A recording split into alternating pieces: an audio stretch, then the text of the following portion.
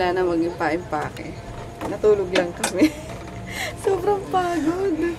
Natulog kami dito sa ano. Mantakin niya yun. Sa kawayan na to. Wala sarap ah. Kaso pinapakan ko ng lamok bandang ano.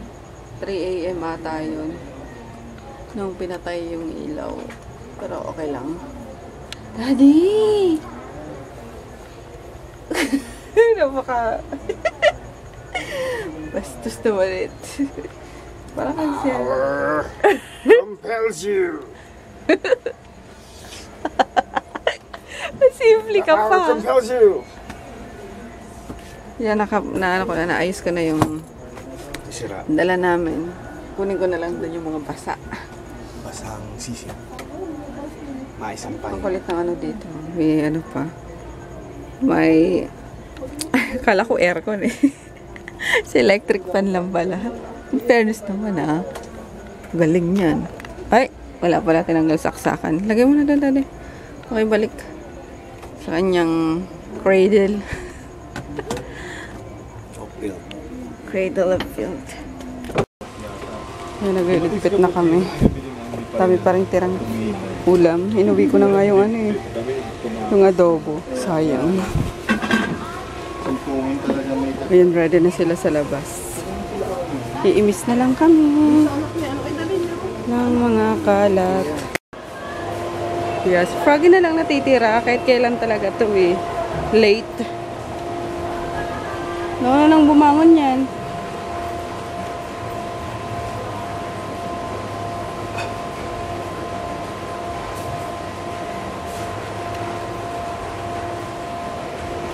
Hanggang na sila.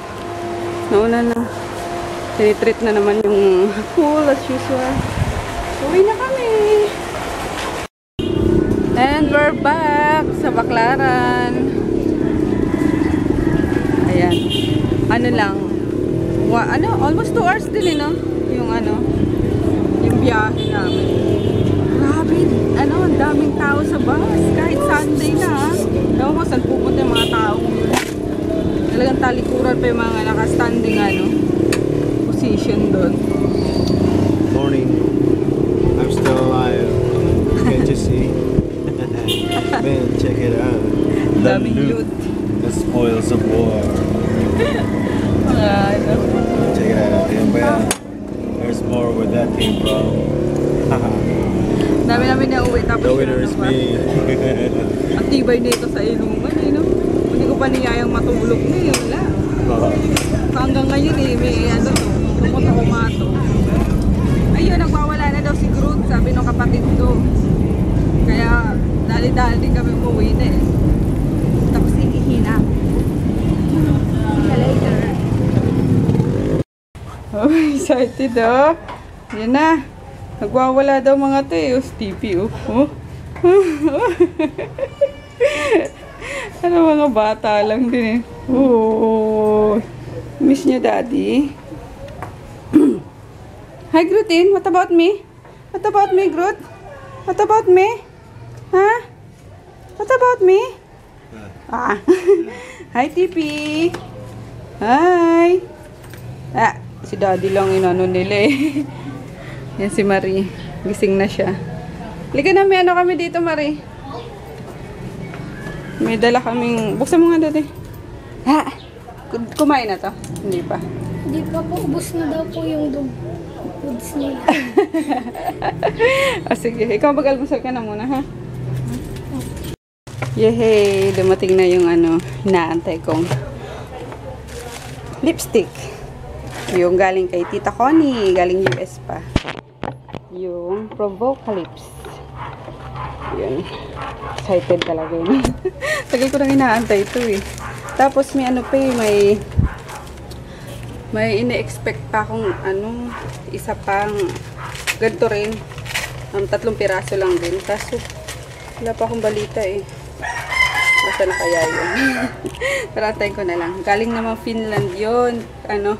Ang binili ni Ann MJ. Hi Ann! Yung wala pa siya. Di pa siya dumadating. Di ko alam kung paano siya itatrack or paano malaman kung nandito na siya sa Pilipinas. Kasi wala pang notice ani. Pero sabihan kita pag meron na akong na-receive. So yun. Ayan, adik lang sa Provocalypse. Yay! I got 5 shades. Yan, napanood ko kasi yung review ni ni Judy. So, ayun, na-addict tuloy ako. Tsaka, sabi ko na sa inyo, di ba? Gusto ko yung lipstick na hindi nawawala. Hindi na bubura. So, yay!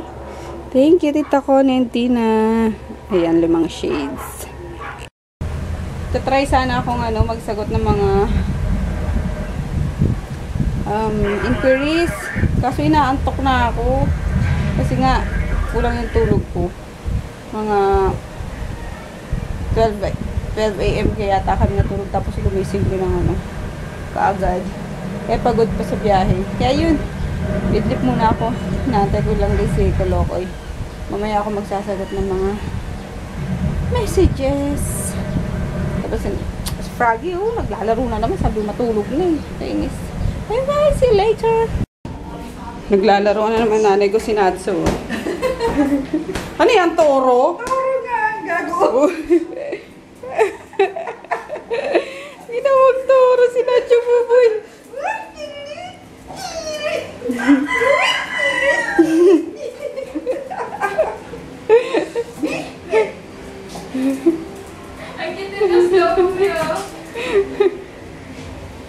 Tingin. Ayan. LG yung nabili namin. Natamad na kasi ako pumunta sa MOA eh. Tsaka mas mura dito sa workstation. Okay. Ano i-check dyan? Sige. Iyan mo, yun. On. Ano yan kuya? Inverter. Tipid naman daw siya sa kuryente. Ngayon, 11.0. Ayun ba yung likod na sinasabi mo? O, hindi po. Ito yung nasa likod. Ah, okay. Yung ano, Ah, ito yung niya. harap. Ito po yung mukha niya Harap. na. Ah, okay. Paano makakita mo kung lumalamig ka agad? Mag-yelo yung pinaka-cover tubing niya. Oo nga, ano. Yun yun? Malamig ka agad. Bad pa lang yan ba? Ha? Bad pa lang. Okay. Yan tayong lunch. Nag-crave si Mudra ko sa sa chicken. Ito lang kinakain niya na yan. Mga balat na yan. Asahan niyo may yan. May tira yan mamayang manok. Yun laman tinitira niya eh. Mga balat ang kinakain niya. So, kain tayo. Ah, tuwa si Dito na, bebe ko. Hello. Hello, malaki na si Groot. Doon dali. Si Daddy. Kiss ko na kay Daddy. Doon.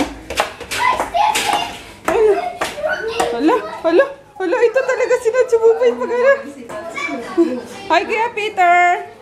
Kalbo ah. Bagay sa'yo. Yan, nice dito nila mama oh. Kwarto nila, Sharina. Hi, Pia. Ganda ni Pia. Tulog na yung mag-ama ko. Parehong pagod eh. Si Daddy, pagod sa kalaro. Si Baby pagod sa biyahe. Tapos naglaro din yung pagdating niya. Kaya yan. Nakain na kami ng dinner guys. Hello, magandang gabi. Pasensya na sa itsura ko. Talagang haggard versus na. Nag-ano ko ng mga orders nga. At nakatulog ako kanina, promise. Yung sabi ko kanina, iidlip ako kasi inaantok ako. Ayun, nakatulog ako. Pag-gising ko, dito na yung anak ko. Ayun, parang silang po. Soyo-soyo ko. Dito na yung anak ko. Tutuwa ako makita siya ulit. Nandiyan, nakatabi na ni Tanya. Wala na, ang kompleto na yung anak ko. Parang kompleto yung araw ko na makita ko silang dalawa. Natulog. Kasi pag parehong gising yan, makukulit yan. Ayan. Tulog na sila. Hindi ko pa nga na-unpack yung ano ba yan? Ganyan ako pag pag galing sa isang biyahe or lakaran. Ang hirap parang ang hirap ang dali-dali mag-pack. Ang hirap mag-unpack. Nakakatamad yun. Kaya hayaan na yun dyan. Baka gagala din naman ulit or may pupuntahan Save na lang yung gagawin. Pero joke lang, unpack ko yan bukas. Yun, nag-ano lang ako, take lang ako ng mga orders kasi natambakan na naman ako while saan nasa Cavite kami. Ayun guys, tulog na sila. Good night my loves. Ayun. Hindi ko pa na-edit yung yung vlog nung Saturday. Bukas na lang, kasama ko na din tong Hindi ko isasabay. I mean, bukas na lang ako mag-edit ng vlog. And then tomorrow, may kami.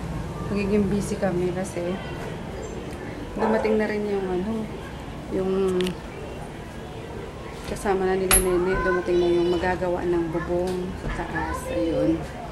Kaya yun, busy-busyhan. Kaya kailangan ko matake na yung mga orders para ano ko ng maaga, mapako ng maaga. Kasi kailangan din yung tulog ko dito. Magpapakain sa trabahador. Alam niyo naman. Tapos, nakabili na rin ako ng aircon kanina, guys. Inaantay ko na lang yung yung mag-i-install ng salamin. Ayun. May napuntahan din ng kapaguran ko sa kapaguran namin ni Daddy. Ang pagtatrabaho. Kaya yun. Good night na rin ako. Wala na akong masabi sa inyo. And hagardness na ako. Mag-ano na ako. Mag-shower din ako maya-maya. Siguro mga 12 AM na ako. Na ito na naman masatapos. Ayun guys. Good night. Di ko na din ako Di ko na napag-good night yung bagama ko. Mga pagod na kasi. So yun. Bukas ulit. Bye!